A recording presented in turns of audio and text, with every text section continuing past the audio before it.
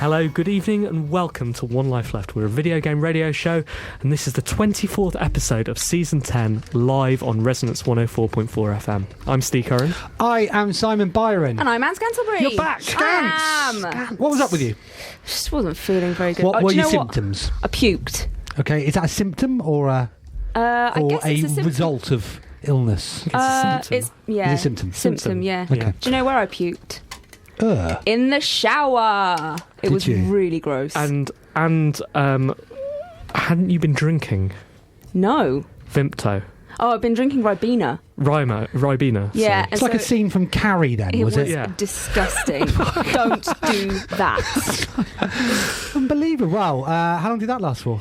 It was, I had the Who did you next get day it off? Don't know. So this Matt character. Maybe. Seems unlikely though. Well, presumably you got a doctor's note as well to explain your absence. Yeah, I do actually. Okay, Yeah. you're going to give that to HR? Yeah, Who's definitely. HR? Me. Perfect. Giving it. That'll save on some admin, won't it? Won't it? Yeah. Let us know how it goes. Simon, Will do. how was your week? Really good, thank you. I went to Hamburg. Really? I did, yeah. Where? Guess what? That's where the hamburger comes from. Is it? Like, it actually does. But I didn't have one over there, no. Why not? I had a schnitzel. Okay. And I had some suckling pork on the second day. What was it suckling They don't on? like, I can't say.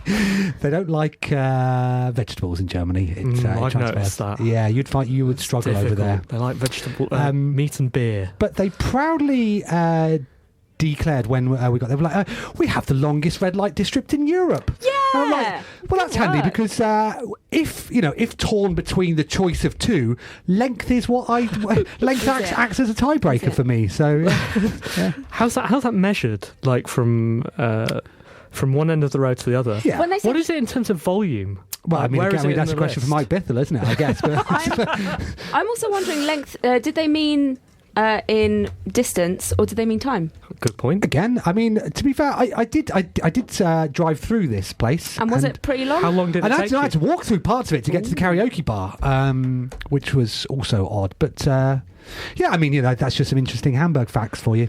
Good. Thanks, See? Simon. I've had a pretty good week. Yeah, I just didn't get mugged. Well, that's good. Yeah. What skills did you use to but you avoid don't get getting mugged mugged? every week. Holding onto my phone. Yeah, but this I came a little bit closer to getting my two people, gentlemen or ladies, don't know, couldn't tell, just tried to grab my phone off me as I was walking through old streets and didn't manage to do it. So I feel like this is karmic victory. So did a hand go on your phone? A hand, a moped cut in front of me Right. at pedestrian crossing, and then a hand which had a glove on it. I was able to describe the glove to the police. Ooh. It was a suede glove, Oh, beige, nice. Okay. beige suede Yet glove. you don't know the gender. I don't. Okay. Still wearing gloves. Otherwise, I would have been able to ladies' pick out the hands? sparkling nail Ladies' varnish. Yeah, came onto my phone and they grabbed it. I didn't let go because I have a vice-like grip on Twitter, and yeah, and then they drove off. What? So- I mean, let's imagine for a moment that they were successful. What would they have gained access to on your phone? Twitter, Oh. Right. mostly Twitter. Okay. Some photos of my cats. Okay. Maybe they'd heard Access about to this. the new songs for Thursday. Maybe that's what it was. It was Thursday Criminals. I think it's a rival company setting up their own video Don't know. game We should find karaoke out what event. Daft Souls are up to, shouldn't we? Yes. Well, I'm sorry to hear that. I'm glad that you survived. Who will be playing you in the movie of this incident? Oh, I just had a horrible Lees. sinking feeling it's going to be James Corden. Is it? I don't want it to be Right. James It did look like you enjoyed yourself over Christmas. It's time for the news. No, Hold up! It's not just us in the studio, of course, Steve, is it? We were forgetting our manners there. Listen, I've been through a lot today. You're right, sounds like it. Yeah. It's all right. Tom Vian from SFB Games. Hello. Hello. How are you? Thanks for coming in. I'm very good. Good. It's sorry for Steve's manners I've there. just got this kind of all right. tunnel vision on at the moment. I can't Well, you having a phone almost on is almost news. You want to get on with it. see which news story it is.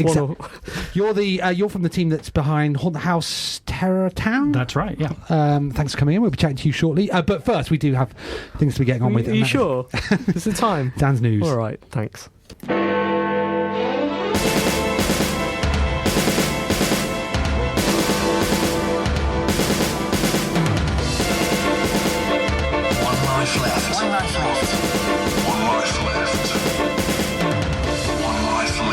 Video game news with Ann Scantlebury. It's 7:06 on Monday the 12th of January. I'm Ann Scantlebury and this is the news.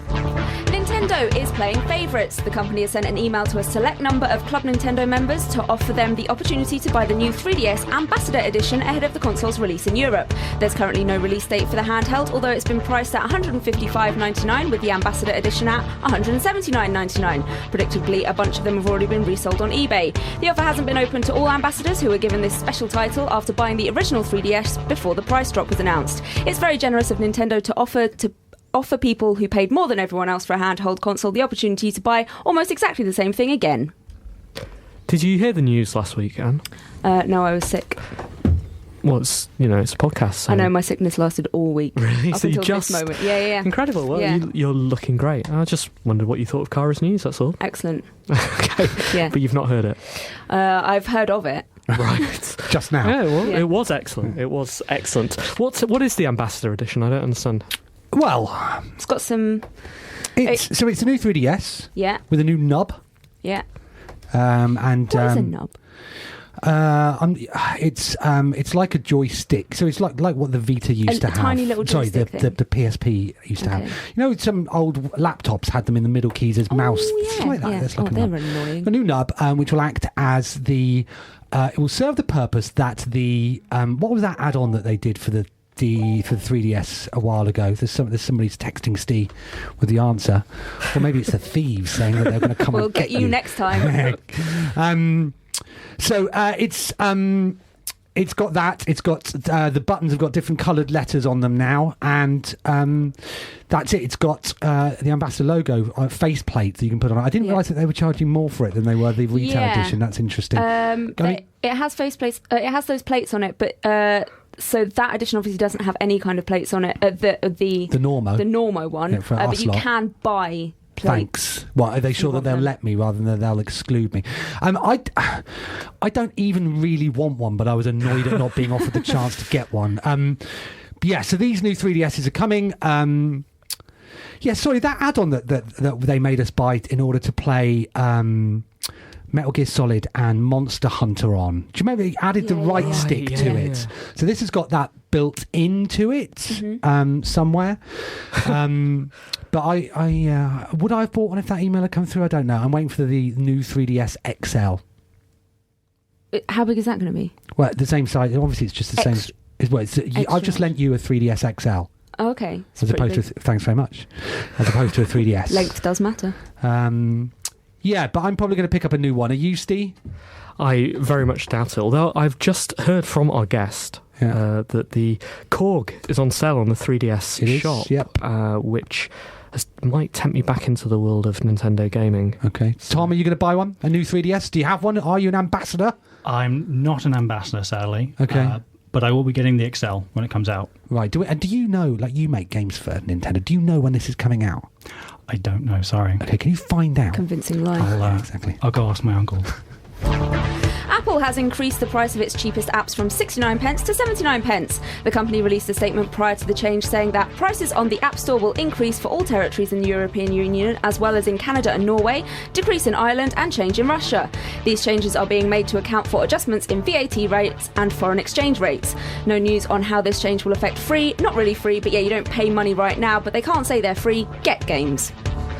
So, Simon, you're an iOS developer. Yeah, I was. Apple emailed me about this actually they? ahead of the Yeah. changes. Yeah, through my iTunes Connect account. Oh, really? Okay, so how have they affected you? Well, interestingly, I get even more cash through this. Brilliant. Yeah, so I get an extra 4 pence. You must be minted. Minted. Or at least I would be if the store in Bangman, which was released today on iOS, if it allowed you to remove the adverts for 79p as it is now. Turns out the version I uploaded has got some issues. The issue being you can't give me any money. You can still play it all, but you can't give me that 4 extra p. Oh. Or I didn't realise Ireland was going down. I don't want any Ireland players. No, Iceland. Iceland or them. Yeah, so yeah, I think it was 4p more for people like us. And Anne, to answer your question Yeah. about how that will impact the frees, they have to sell them in tiers. So when you make games like I do, you have to set pricing as per their tiers. To remove the adverts in Bangman, out today on iOS, it's tier 1 pricing, which if I'd released it last week would have cost you 69p. Of course, it wouldn't cost you anything because you were unable to do it. It transpires. But this week it will cost you 79p. Well, it won't cost you anything because you can't do it. So you're going for an all ads all the time model. There's an advert at the start, and then there's an advert after your 5th death, assuming that you scored over 3 each time you died before.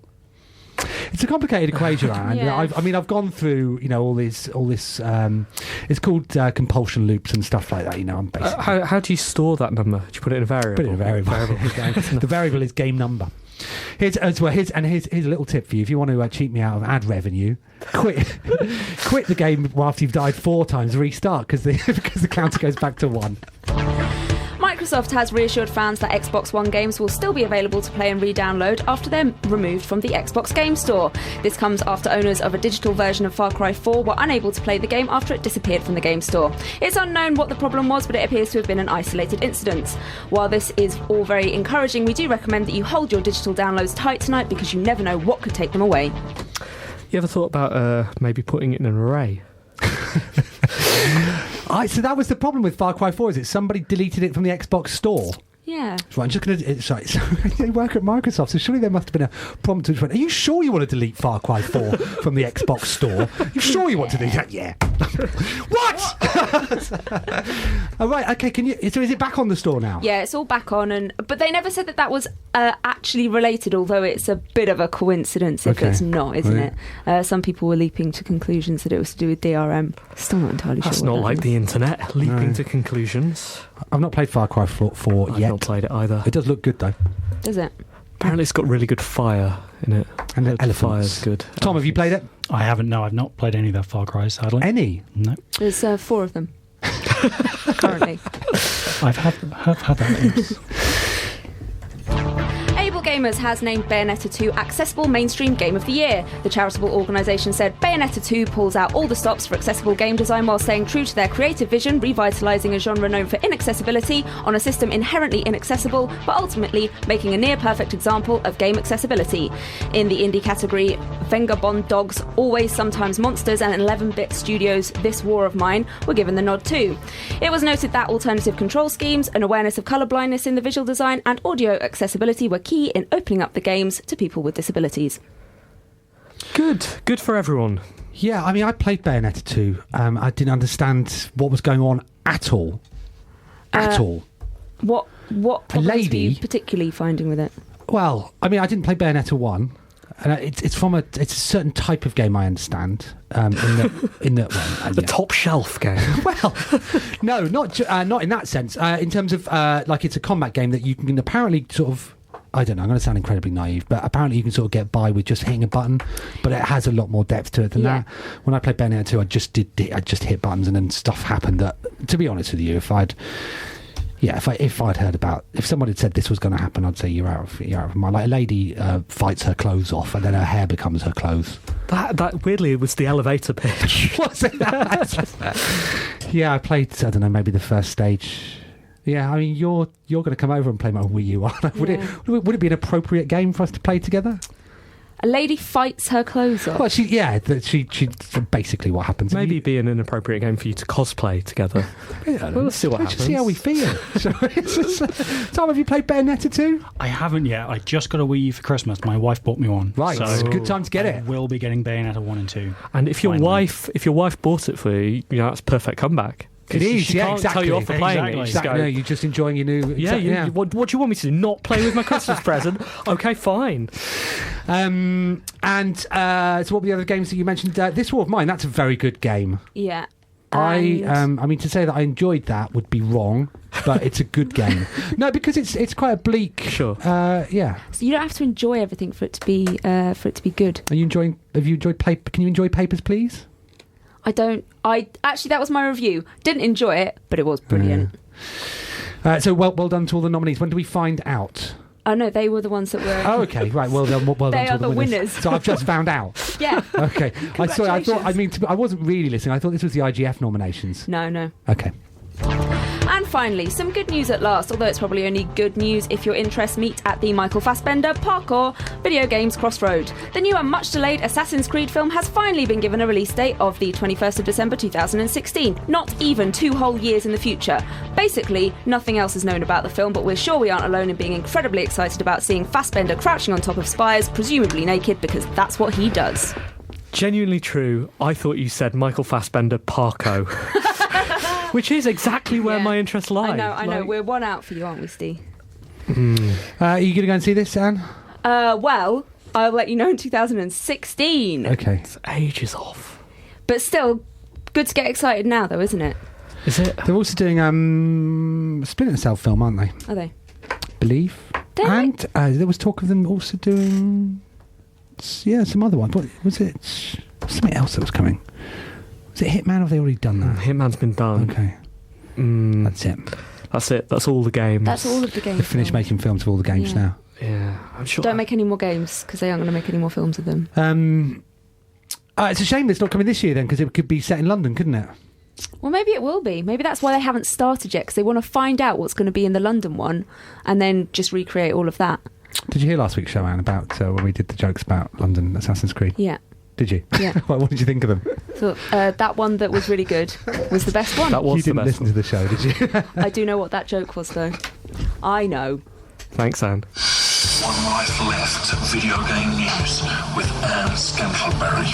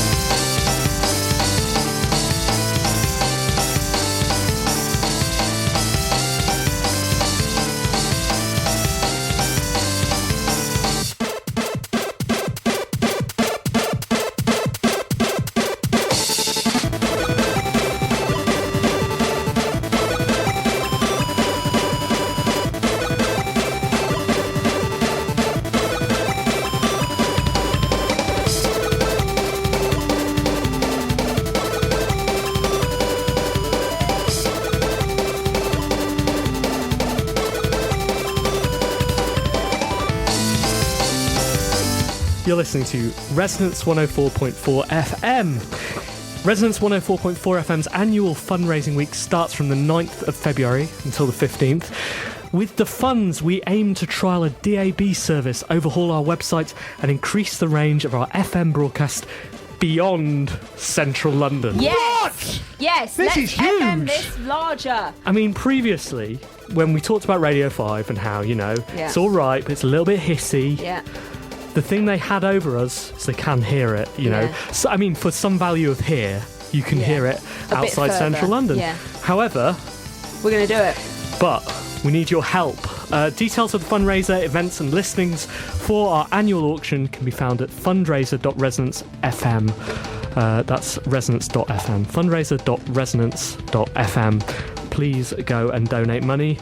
We will have some information on what we're doing coming up. Simon, I don't know. We only made it up on air last night.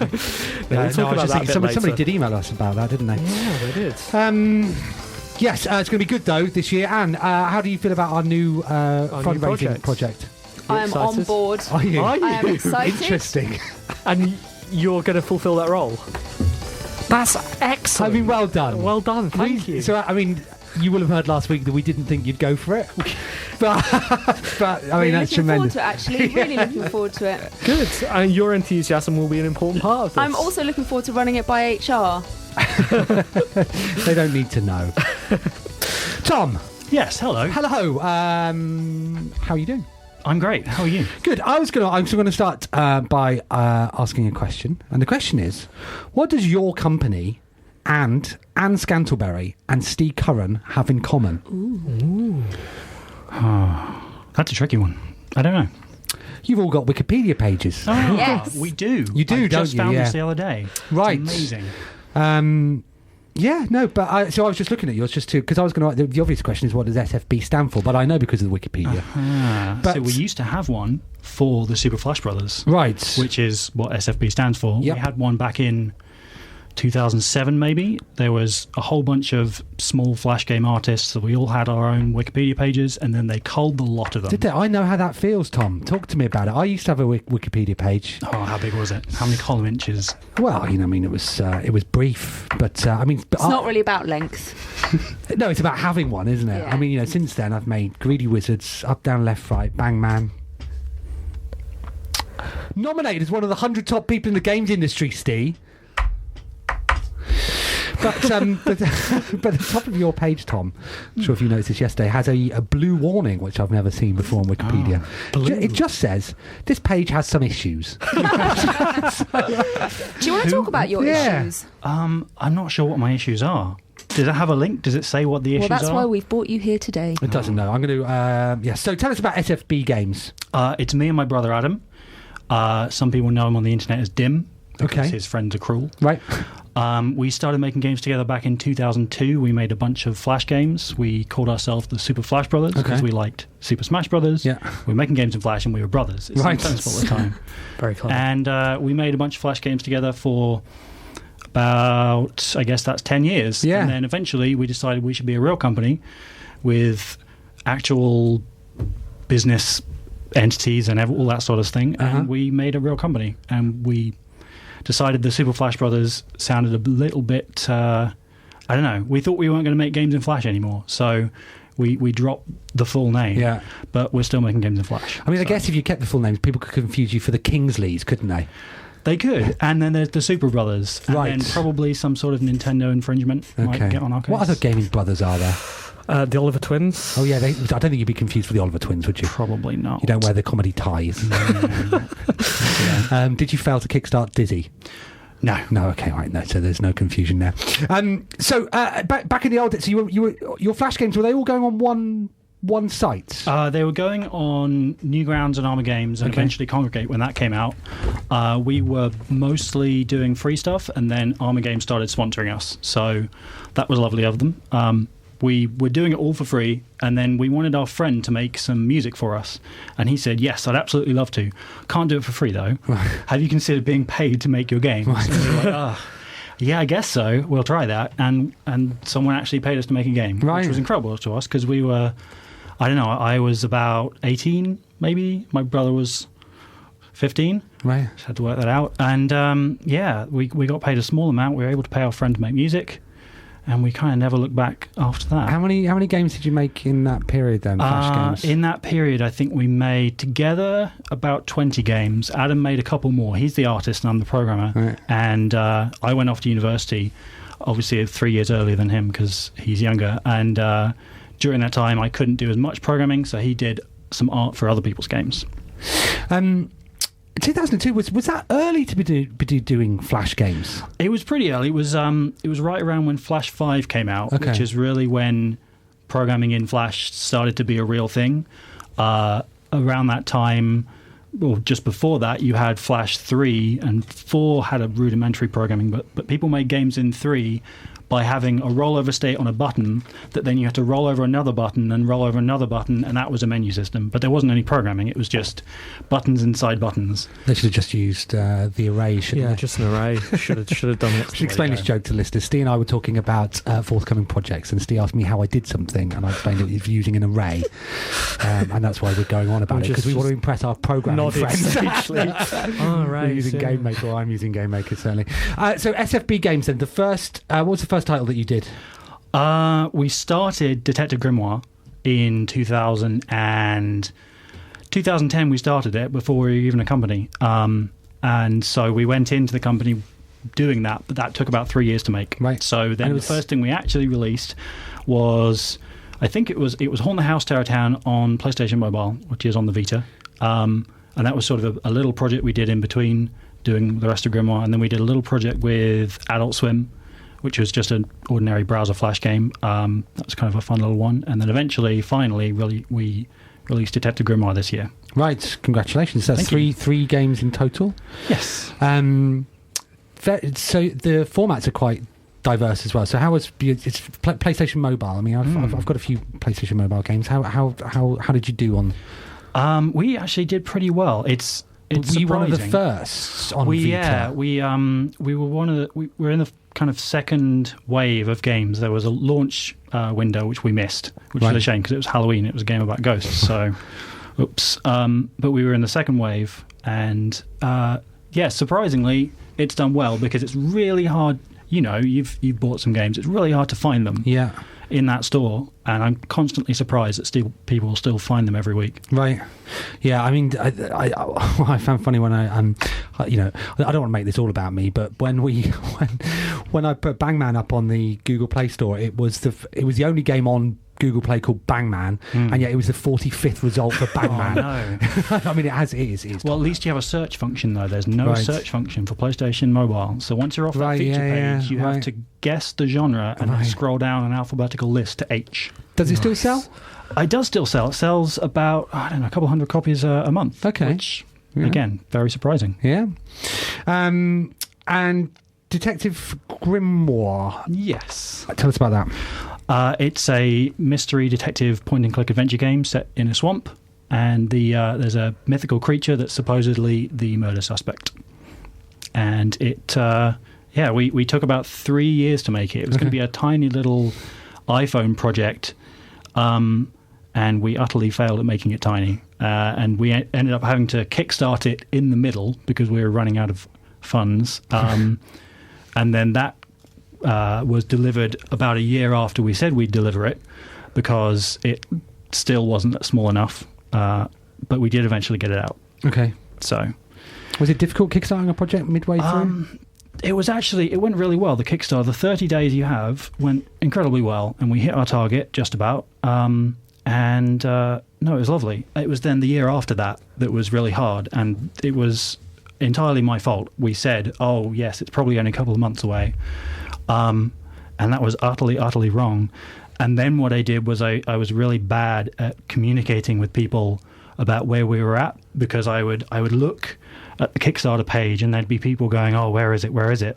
And I'd get this sinking feeling in my stomach. And I would just shut down my laptop and go for a walk maybe. We probably should have spoken to people more. Eventually we did. We started getting into the routine of regular updates and letting people know what was going on, and especially when it started to look like the end really actually genuinely was in sight this time.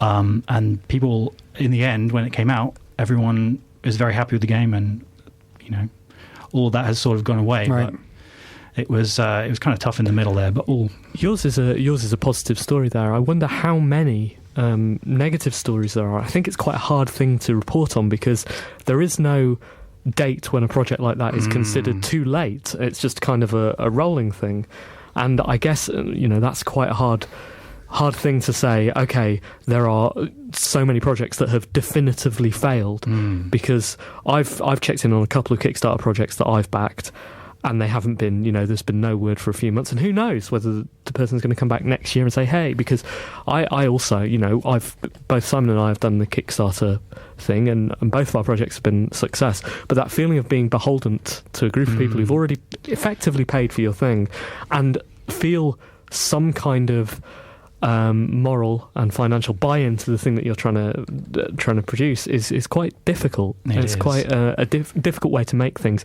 Even though there are obvious amazing advantages, I don't think either of our games would have existed without Kickstarter. No.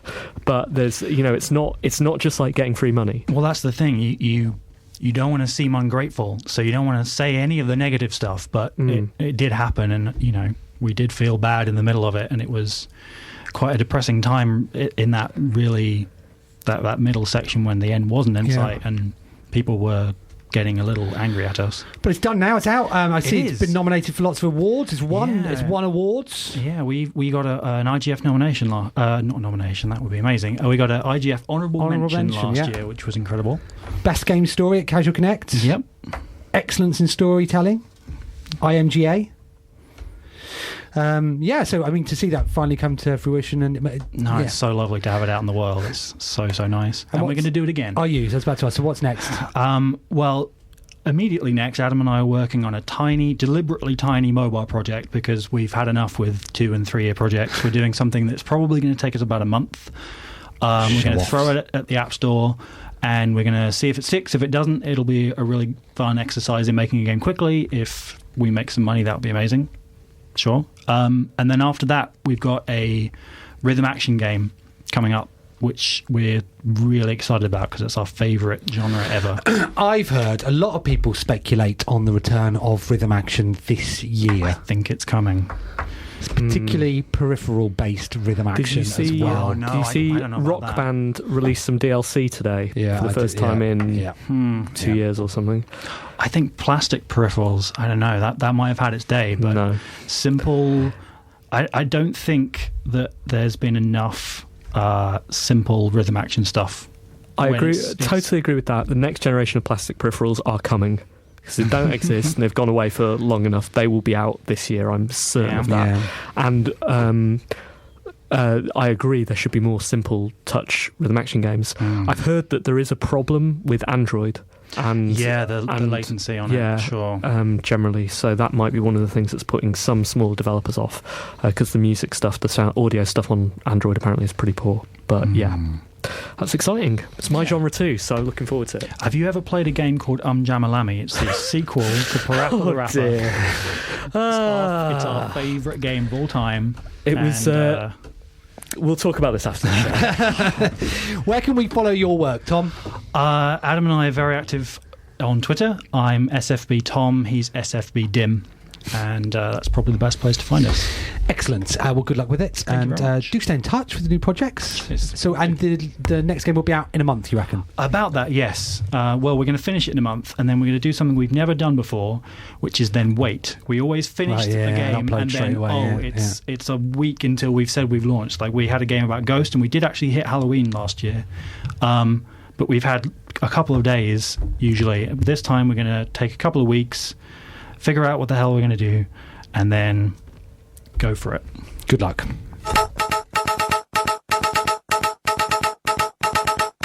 Hello, I'm Sega Badawi, and welcome to One Life Left, Local News.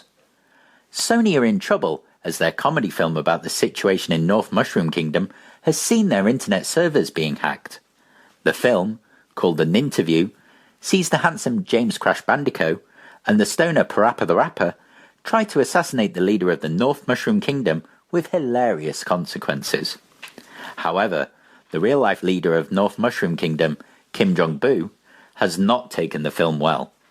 It is believed that his crack team of internet nerds have hacked into Sony's servers and uncovered some really interesting gossip. One email is between the studio heads and seems to allege that Lara Croft is a bit up herself and needs to chillax a bit. We're waiting to see if there's any more fallout from this, and we'll keep you up to date with developments. Personally, I'm hoping for a bit of gossip about Sackboy.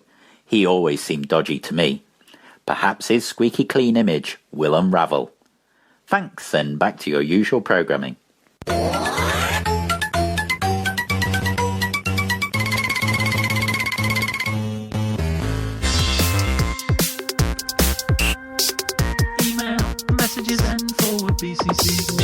life letters. I saw someone did the joke again this week. So Unbelievable. This someone must be new to Twitter and the radio show. I don't get, why do they always think they're the first? Every week we appeal for letters. Every week someone does it. Sends us a letter. They go, hey, A. What about H? What about W? What about FO? There's 2 letters for you. Anyway, we love our listeners. Anne, have you got a letter? Yeah. Hello, wonderful folks of OLL and your SSG. I watched a lot of awesome games done quick this week. A lot, about 8 hours a day. I was ill. The obvious highlight was the TAS bot section where a computer hooked up to a SNES did some unbelievable things. Using nothing more than superhumanly quick button presses, they crashed a game of Super Mario World and then reprogrammed the entirety of the original Super Mario Bros. In its place, and then crashed a copy of Pokemon Red running through the Super Game Boy and reprogrammed it to show the Twitch chat for the AGDQ stream in an act they called Pokemon Plays Twitch.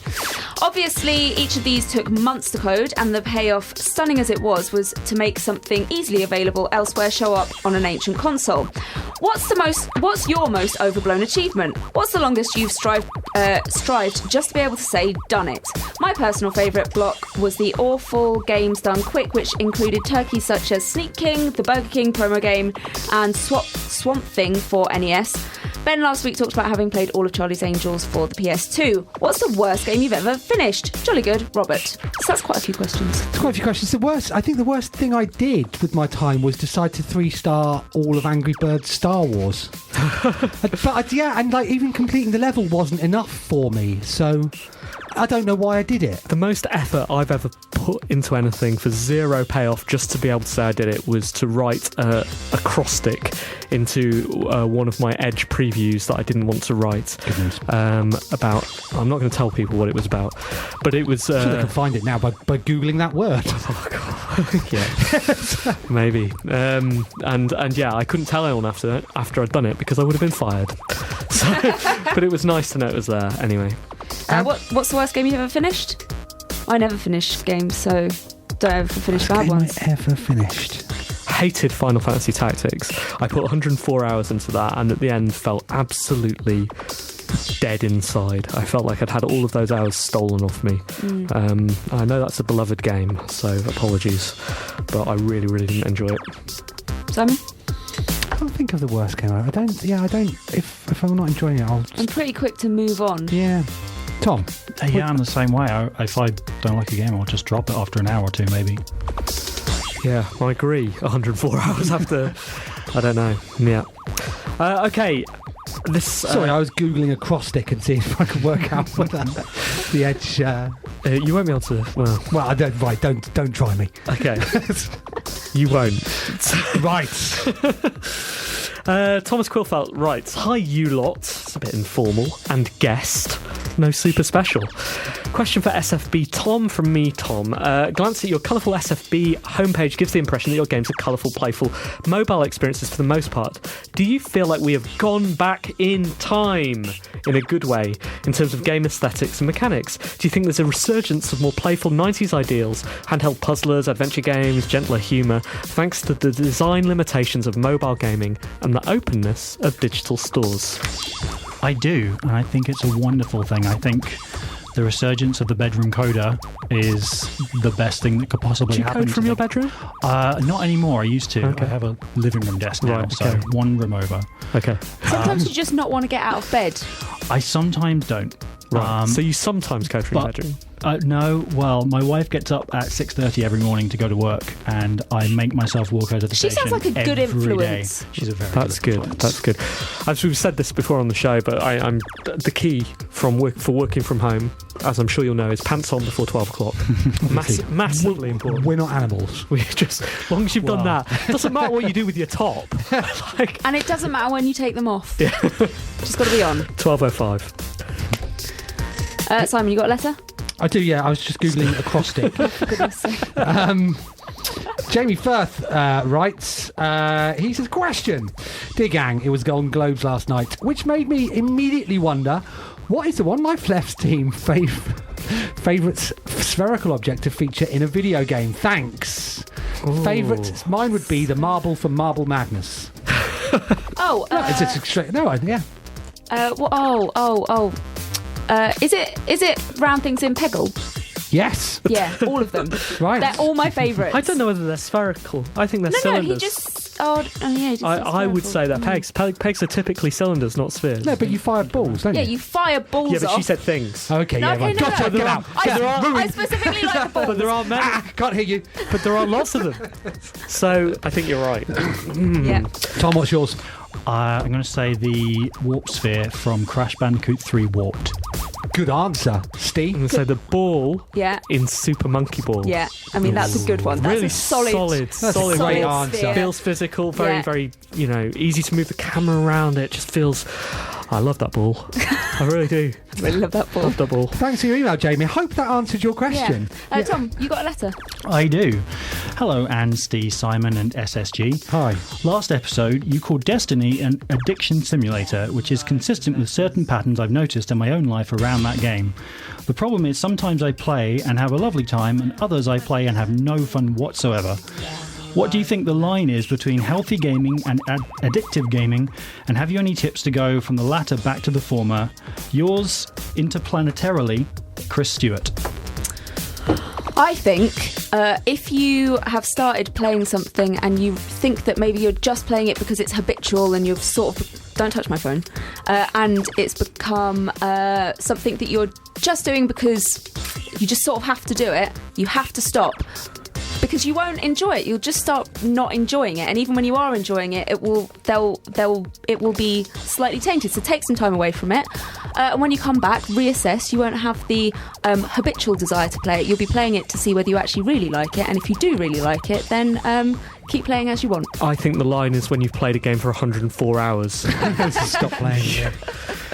You don't like it. Simon? Yeah, I agree. Okay, thank you so much for your letters this week. If you have a letter you want to send to One Life Left, please email it to... team@onelifeleft.com. Yeah, thanks. Sorry, Simon's just stolen my phone and I wonder what All he's right, up to. children. No, I was just checking Send you had Bangman on it. Okay. Yeah. Why? This What'd you is do? Dr. Avatar. You're needed in surgery immediately. Avatar, you're the only one that can do this. You're gonna have to operate.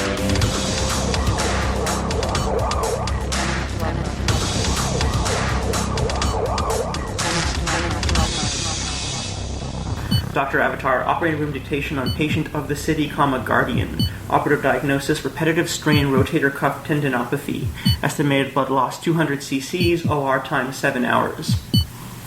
Ms. of the city initially presented to my clinic for want of anything new to do with her time, and on further discussion it became apparent that she had been performing the same repetitive military tasks for her employment Destiny Incorporated to the point of chronic stress injury. When asked why she waited for this to become so serious, she replied that a small robot with a bizarre and regionless accent could usually be relied on to repair any damage done to her. Under general anesthesia, the shoulders were exposed bilaterally and the subacromial tendon impingements were released. Following this, cold laser therapy was directed at thinning the supraspinatus muscles. Following the surgery, Ms. of the city was briefed on the details of rehabilitation, but remarked that she was not interested in returning to work. We attempted to discharge the patient, but she had no information regarding her home, family, motivation, backstory, or indeed the entire universe. Ending dictation for patient of the city, guardian.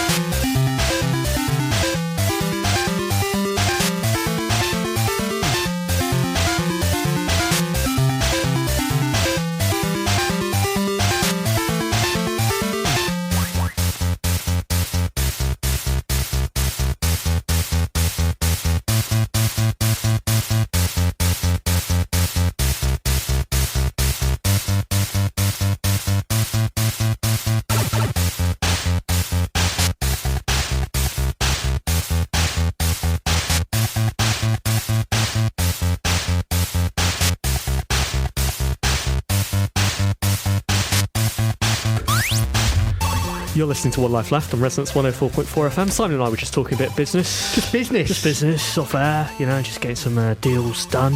Hey, it's a special week, isn't it? It's a very special week this week. Special week. First corporate gig for Marioki, which we'll be doing at Pocket Gamer Connect on Wednesday nights. But don't worry, guys. Don't worry. We haven't sold out. We'll still be at Loading Bar on Thursday for our first Marioki of 2015.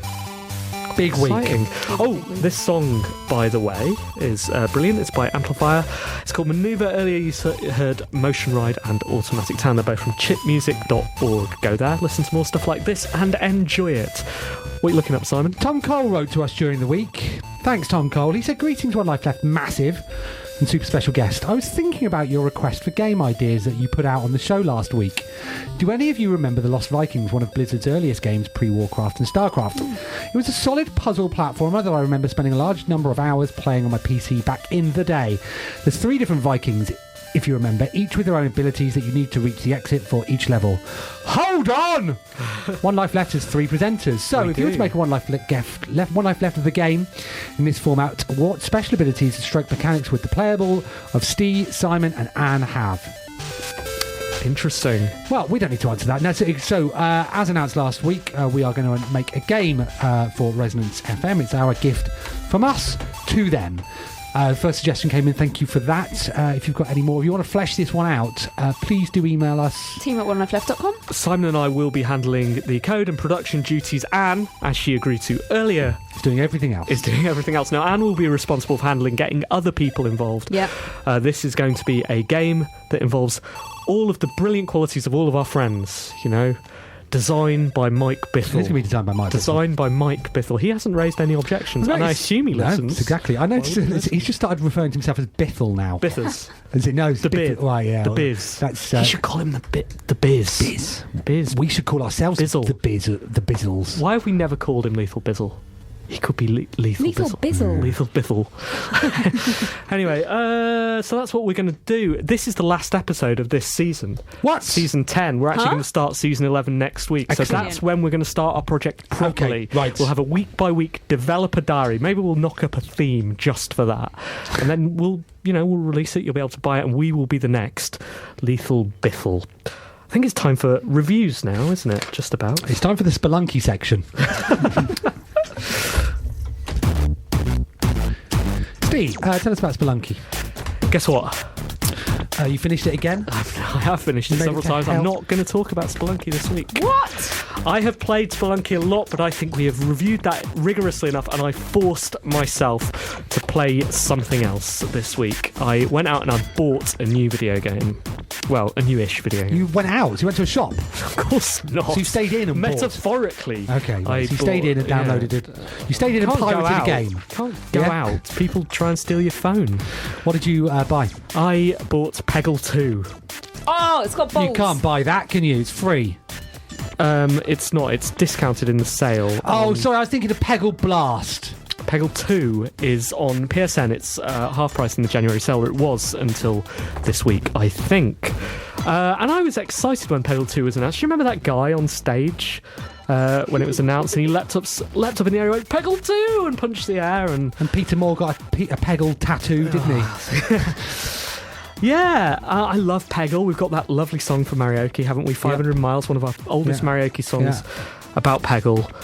So I was really, really excited to play Peggle 2, and it is disappointing. What? And it is terrifying. It's terrifying that it's disappointing, because how can you screw up Peggle? Like, Peggle 2 is, to all intents and purposes, superficially at least, identical to Peggle. There is you and a ball and loads of pegs, and you fire the ball, it bounces off the pegs, it deletes the pegs, and you catch it, you don't catch it, and it celebrates all of those things. It does all of the things that Peggle did so well, that we all were very, very, we all thought was brilliant. We thought, it celebrates basically dull moments, and that's funny. It's very, very simple. It's like pachinko, everyone gets it. It's got humour, the script in it's great, but somehow it feels laborious and dull, and I'm not enjoying it. And I've been trying to work out why. I've been really, really thinking about this, and I think that it is not it's not a sort of grand design problem, but it's a problem in little things. Everything takes slightly too long. So each, overthought mini cutscene takes a little bit too long. The way you move from between balls takes a little bit too long. There's additions which really, really don't work, which are dissonant. For example, there are pegs in Peggle 2 which take 2 hits to destroy. I don't remember them from the first Peggle. But maybe they're there. I don't remember them, at least. That seems counter to the idea of Peggle, which is, I'll fire a peg down, it'll bounce off loads of things, and suddenly I've achieved stuff. I've destroyed loads of pegs. Here, you have to work to get rid of them. There's pointless cutscenes, these trial things which just drop in and then not that interesting. And it's asking me to do all these tasks. It's also got a shop at the front end where it tries to sell you things. So it says, you can pay $2.99 now or £2.99 for a costume change. And while obviously I'm never going to do that and all of that's optional, that makes me think, generally in the back of my mind, why am I ever going to win nice things in this game? Because they want to sell them to me.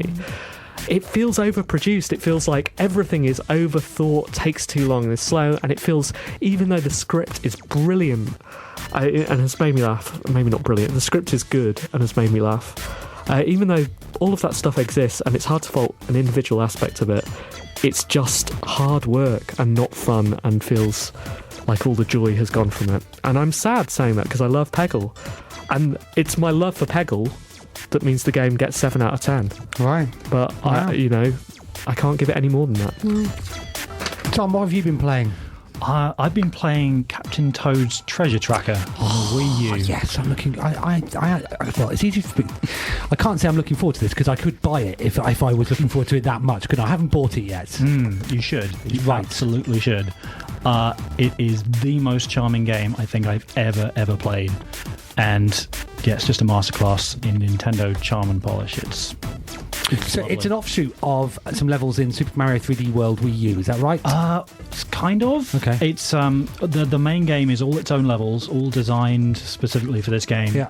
And I guess spoilers, right at the very end, you do unlock a couple of Mario 3D World levels, and it reveals itself to be a prequel-ish. I guess it's just trying to get you to buy Mario 3D World.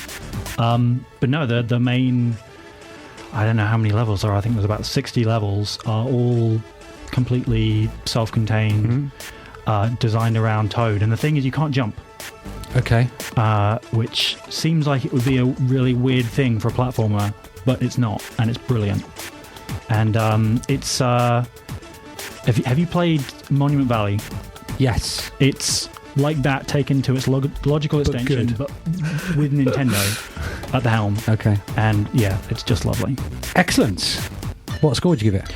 I think about a 7 out of 10. Seems reasonable. Anne. Hi. I'm going to talk about a game that I played a couple of weeks ago because I thought it was really good and interesting, and it is the game made by Holly Gramazio. She made a game called Pornography for Beginners, and it is to do with the change in laws over pornography in the UK. It's brilliant because basically you move dicks around. Wait. Richard, yeah, that's an abbreviation Biology. of... Yeah. They're biology. Not. That's not what you said is not biology. It is. It's a colloquialism. Yeah, exactly. Okay, so you move penises around.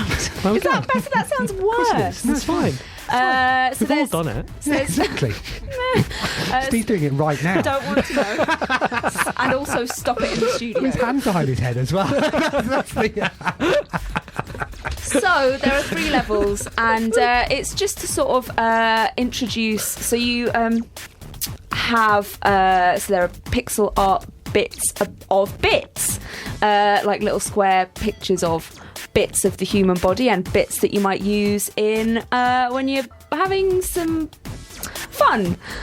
I didn't think this through, did I? It was literally going through my head. I'm just going to stay quiet here and watch. Right. Well, first of all, it's not.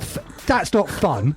Well, for some people it is. Okay, well, I'm yet to come across. So anyway, in the first level, you're trying to match things to see what's acceptable in the new laws, and if you get them all right, put all the things that they think you should put in other things then you move on to the next level, so there's 3 levels, and you're moving things to see how they moving pictures of body parts and other peripherals to see how they interact with each other. and then you threw up in the shower.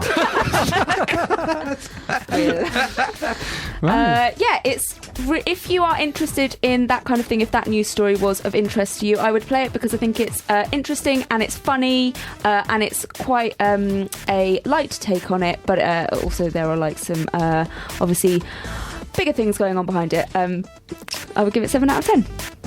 Having played the game, so did you find it educational? In terms of it turned out you can't do that with that thing. Right, so has it changed your behaviour? It wasn't something I was thinking of doing, but it's now something I certainly will not be doing. Okay, wow, right. Simon? I think you're allowed to do it, you're just not allowed to film it. Yeah. Yeah, but that thing... You were thinking of filming it? No, I would never even, because it's dangerous. Okay, I understand. But yeah, no, but you can do it, but just don't film it. Okay. Yeah. I'm not going to. Can you not just film it and not show it to anyone? Well, that's what I wondered. Did you? Well, I don't know if they specify that. Well, you can't make it available for download, so I guess that's... But you could hand it to someone. You can't make it available to stream. Could you mime it?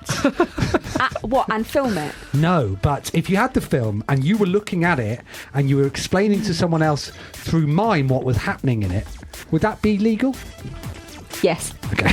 Sounds like a very good game. Yeah, it does sound. It's great. Simon...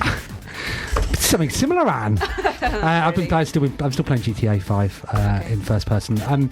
Most recently I completed all the flight school missions, because why wouldn't I? I've never been as distracted by side quests as I have been with GTA 5 in first person. Are they the best bit? Properly, the whole thing is just absolutely magnificent. I'm getting quite far into it now, and we're planning another heist. It's genuinely exciting, absolutely breathtaking. The flight sim bits are as comprehensive as actual whole flight sim games, and just flying around the city, I finished the flight school. The penultimate mission was jumping out of a helicopter and landing, parachuting onto a moving truck, and I've never felt so good playing a game as pulling that maneuver Have you never felt so alive in your actual life as well? Have you stolen any cell phones on riding mopeds? It did sound like it. Apparently it's really difficult. Right. Yeah, I'll watch out for that. Yeah, no, it's still one of the best things I've ever played, and so for that, because you can't get better than a 7 out of 10. 7 out of 10. Excellent. I was going to put on some music, but it hardly seems worth it, does it? With 2 minutes to go. And I'm going to start packing up. You should. You should. It's the end of the show. I'm going to put my chair on the desk. End of the show, end of the season. End of the show, end of the season. We do have intern Simon in the studio. We haven't actually mentioned that because we're not really on speaking terms at the moment. I was genuinely surprised to see him here. Yeah. He just showed up. He left us. Apparently he's leaving again in April on his own, He just returned to break our hearts. He told us that. Simon, have we missed anything this show? Maybe. The makers of Monument Valley told us that only 5%... Oh, the piracy thing. Yeah, the piracy thing. Yeah, we're still not speaking to them either because they work with Sam Pepper. We don't like Sam Pepper. Yeah, also, is it right to moan about piracy when you've ripped your own game idea off Braid? Not Fez, sorry. Well, whatever. Yeah, both. Whatever. Yeah. All And of them. Johann Sebastian Joust. Well, exactly. And Joust, exactly. Yeah. So cross that off. We didn't mention it for those reasons. Okay. Yeah. So and something I could do for the One Life Left game is if you want a German version, I could just... Perfect. You're hired. Perfect. In fact, why don't you set about translating the podcast bit by bit? That'd be good, wouldn't it? From season 1. Yeah, we could do a voiceover. You have to do all the voices yourself. Yeah, just with my voice. Yeah. Okay, well, we look forward to it. We'll play a little excerpt from that next week. Start of season 11. Thanks for coming on, Tom. It's been great to have you. Thanks We'll for see you having me. soon. We'll see you on Thursday, right? Yes, I think so. Right, good. Fantastic. Do you know? Yeah, good. Right, excellent. Thank you very much for listening this season. We will see you next season, whenever that may be. Goodbye. Bye. Bye.